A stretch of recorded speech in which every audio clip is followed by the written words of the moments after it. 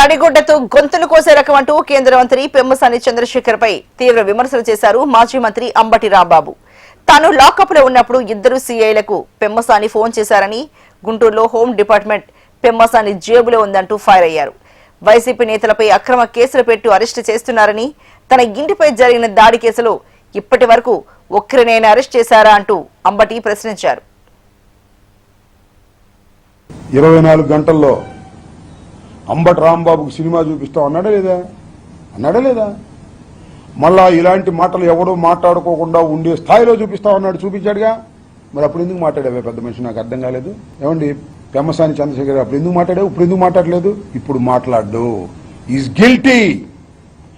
Guilty, నేరస్తుడు, కేంద్ర మంత్రి నేరస్తుడు. అందుకే మాట రాదు. అడగండి అయ్యా, నన్ను అర్ధరాత్రి తీసుకెళ్లి కొట్టడానికి ప్రయత్నం చేసిన వంశీని అడగండి అయ్యా, నన్ను అర్ధరాత్రి తీసుకెళ్లి కొట్టడానికి ప్రయత్నం చేసిన గంగా వెంకటేశ్వరని అడగండి అయ్యా, ఎవరి దగ్గర నుంచి ఫోన్ వచ్చిందో.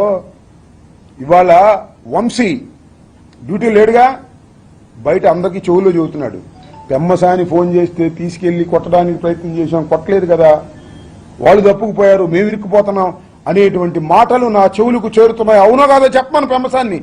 ఈ ఒక్క మాట చెప్పమను. ఆ రోజున నువ్వు గంగా వెంకటేశ్వర్లకు గాని లేదా వంశీ ధరకు గాని ఫోన్ చేశావా, చేయలేదా? నేను లాకప్ లో ఉన్నప్పుడు చెప్పని అడుగుతా ఉన్నా. 2, 24 గంటల్లో నీకు సినిమా చూపిస్తామని అన్నావా లేదా? ఈ రెండింటికి సమాధానం చెప్పు చాలు, ఒప్పుకుంటాను నేను. ఎందుకయ్యా ఇలా మాట్లాడతారు? పెద్ద మనుషులాగా నటిస్తారు.